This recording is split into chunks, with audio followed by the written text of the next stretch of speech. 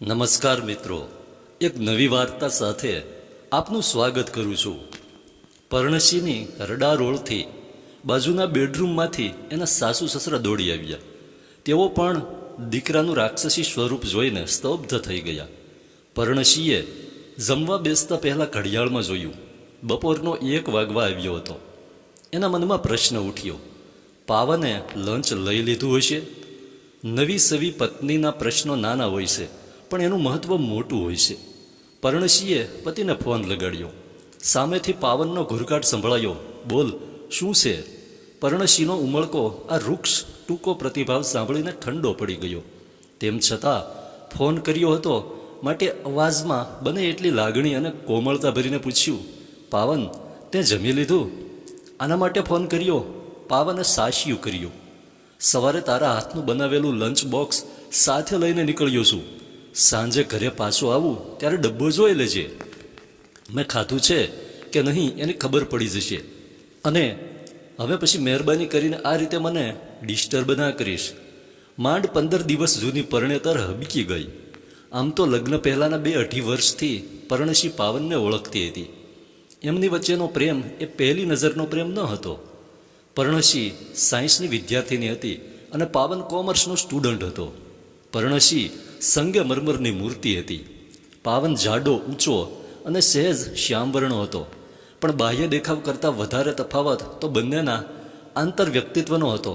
જ્યારે પર્ણશીએ પ્રથમવાર એને જોયો ત્યારે પાવન પોતાના 4 દોસ્તોની સાથે કોલેજના મેઇન ગેટ પાસે ઊભેલો હતો. પર્ણશીને જોઈને એણે સ્માઇલ ફરકાવ્યું. પર્ણશીને દાજ ચડી ગઈ, પણ એ સંસ્કારી મા બાપની દીકરી હતી. જાહેરમાં તમાશો ખડો કરવાનું એને યોગ્ય ન લાગ્યું. બીજા દિવસે પાવનની હિંમતને પગ ફૂટ્યા.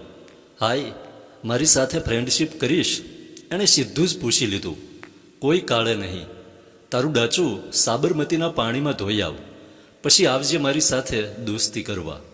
હોઠ મચકોડીને પર્ણશીએ પાવનને ધૂતકારી કાઢ્યો. પણ પાવન છોકરીને વશ કરવાના 100 ઉપાયો શીખીને આવ્યો હતો. પૂરા 2 વર્ષ સુધી સતત એણે ફિલ્ડિંગ ભર્યા કરી. રૂપની દેવી આખરે ખોટા પુરુષના માથા પર પસંદગીનો કળશ ઢોળી બેઠી. હનીમૂન સરસ રીતે ઉજવાઈ ગયું. આવી સુંદર પત્નીની ભરપૂર કમનીય કાયા મન ભરીને લૂંટી લીધા પછી પાવનનું અસલી સ્વરૂપ સપાટી ઉપર આવવું શરૂ થઈ ગયું. પર્ણશીએ નક્કી કરી લીધું કે પડ્યું પાનું નિભાવી લેવું. પણ 2-5 દિવસ માંડ પસાર થાય ત્યાં મોકાણના સમાચાર મળવાના શરૂ થાય. એક સાંજે પર્ણશી ખાદ્ય સામગ્રી ખરીદવા માટે ઘરની બહાર નીકળી હતી. ત્યાં એની નજર પાનના ગલ્લા ઉપર પડી. 4-5 ટપોરી જેવા મિત્રોની સાથે ત્યાં પાવન પણ ઊભેલો હતો. એના હાથમાં સળગતી સિગારેટ હતી. એ રાત્રે પર્ણશીએ એને પૂછ્યું, પાવન, મને ખબર હોત કે તું સ્મોકિંગ કરે છે તો હું તારી સાથે પરણી ન હોત. હવે ખબર પડી ગઈ છે ને, ડિવોર્સ લઈ લેવા છે. પાવને પર્ણશીનું ડોકું તલવારથી વાઢી લીધું હોત તો પણ એને આટલું વસમું ન લાગ્યું હોત. ઉપરથી એણે ડા પણ ઠાલવ્યું, સ્મોકિંગ તો શાહરૂખ ખાન પણ કરે છે. હાથમાં સિગારેટ હોય તો પુરુષની પર્સનાલિટીને 4 ચાંદ લાગી જાય છે. એવું તારું માનવું છે, જે ખોટું છે. હાથમાં સિગારેટ પકડેલો પુરુષ મને કાયમ ખલનાયક જેવા લાગે છે. પણ શાહરૂખ તો હીરો છે. તું તારી જાતને એની સાથે સરખાવે છે. પાવન, શાહરૂખ બીજી 1000 વાતો એવી કરી શકે છે જે તું નથી કરી શકતો. પર્ણશી સિગારેટના આઘાતમાંથી બહાર આવે તે પહેલાં એક મધરાતે પાવન લથડિયા ખાતી ચાલે ઘરમાં દાખલ થયો. પર્ણશી પૂછી બેઠી, પાવન, તે દારૂ પીધો છે? શટઅપ, તને બોલવાનું એ ભાન નથી. ધીસ ઇઝ નોટ દારૂ, this is scotch, you know. આજે મારા મિત્રના ઘરે ડ્રિંક પાર્ટી હતી. એને નોકરીમાં પ્રમોશન મળ્યું. એટલે નોકરીમાં પ્રમોશન મળે એટલે નૈતિકતામાં અધપતન. પર્ણશી દલીલ કરવા ગઈ, પણ પાવન એના ઉપર તૂટી પડ્યો, જૂડી નાખી. પર્ણશીએ રડારોળ કરી મૂકી. બાજુના બેડરૂમમાંથી એના સાસુ સસરા દોડી આવ્યા. તેઓ પણ દીકરાનું રાક્ષસી સ્વરૂપ જોઈને સ્તબ્ધ થઈ ગયા, પણ ખામોશ ધારણ કરીને જોઈ રહ્યા. આ પર્ણશીને પડેલો પહેલી વારનો માર હતો, પણ છેલ્લી વારનો ન હતો. માર ખાવાના અનેક પ્રસંગો ઊભા થતા રહ્યા. પર્ણશી ચૂપ રહેવાના અસંખ્ય સંકલ્પો કરતી, પણ પાવન એને ઉશ્કેરવા માટેના મજબૂત કારણો આપ્યે જતો હતો. એક દિવસ પાવન સ્નાન માટે બાથરૂમમાં હતો ત્યાં એનો સેલ ફોન વાગ્યો. પર્ણશીએ ફોન રિસીવ કર્યો. એ હેલ્લો બોલે એ પહેલાં જ સામે શેડેથી કોઈ સ્ત્રી સ્વર ચાલુ થઈ ગયો.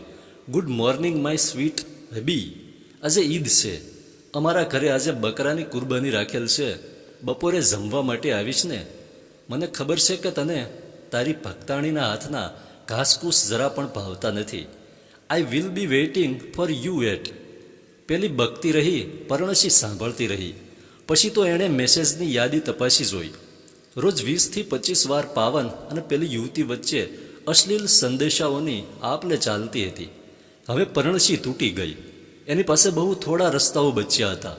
એક જાલિમ પતિના હાથનો માર ખાઈને ચૂપચાપ એની તમામ બદમાશીઓ સહેતા રહેવું. બીજો રસ્તો હતો પોતાના પિયરમાં ચાલ્યા જવું અને પાવનથી છૂટાછેડા મેળવીને પુનઃ લગ્ન કરવા. અને ત્રીજો રસ્તો હતો. આ ત્રીજો રસ્તો થોડોક જોખમી હતો પણ વધારે સાચો હતો. એનાથી ચમત્કારિક પરિણામ મળવાની શક્યતા હતી. પર્ણશીએ લગભગ 1.5 વર્ષના નરકાગાર જેવા જીવન પછી આ ત્રીજો રસ્તો પસંદ કર્યો. પહેલું કામ પર્ણશીએ ડોમેસ્ટિક વાયોલન્સ સેલ એટલે કે ઘરેલું હિંસા વિભાગમાં જવાનું કર્યું. પાવને વરસાવેલા ત્રાસની ઢગલાબંધ વિગતો સાથેની એક અરજી પુરાવા સાથે આપી દીધી. બીજું પગલું એણે રાજ્યના પોલીસ વડાને મળીને આપવીતી રજૂ કરવાનું કર્યું. ત્રીજા ચરણમાં પર્ણશીએ રાજ્યના મુખ્યમંત્રીનો સંપર્ક સાધ્યો. આપ મુખ્યમંત્રી નંબર 1 છો.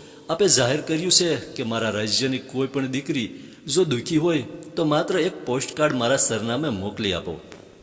ગાંધીનગરમાં હું બેઠો છું એનું રક્ષણ કરવા માટે સાહેબ પોસ્ટકાર્ડને બદલે હું મારી અંગત ડાયરી આપને મોકલાવી રહી છું. છેલ્લા 1.5 વર્ષના એક દિવસની વિગતો અને મારી ઉપર વરસાવેલા અત્યાચારનું બયાન ડાયરીના પાને વેરાયેલું પડ્યું છે. જો તમારામાં સામર્થ્ય હોય તો મારી રક્ષા કરજો. નીચે લખ્યું, લિખિતંગ તમારી દુખિયારી દીકરી. એની નીચે પાડ્યા 2 અશ્રુ બિંદુ. પોતાની દુર્દશા વર્ણવતો એક પત્ર પર્ણશીએ મોકલી આપ્યો મીડિયા જગતને, ગુજરાતના પ્રમુખ અખબારોને અને ટીવી ચેનલોને. મામલો ખતમ થઈ ગયો. પાવનની ઇજ્જતના કૂરચા ઉડી ગયા. એના ઘરમાં અત્યારે એકલી પર્ણશી રહે છે. પાવન અને એના મમ્મી પપ્પા ભાડાનું નાનું મકાન રાખીને એમાં સબડે છે. એક રાત પૂરતો પાવન પોલીસની કસ્ટડીમાં રહી આવ્યો છે. પોલીસનો દંડો આટલો મજબૂત હશે એની બાપડાને હવે જ ખબર પડી છે. પર્ણશીએ નક્કી કર્યું છે પાવનને હું કદીએ છૂટાછેડા નહીં આપું. જે દિવસે એ મારી સામે હાથ જોડીને સ્ત્રી શક્તિનો સ્વીકાર કરશે ત્યારે જ હું એને માફી આપી અને આ ઘરમાં પગ મૂકવા દઈશ. આ ઘર મારું છે. હું અહીં કુળવધુ બનીને આવી છું. ધન્યવાદ.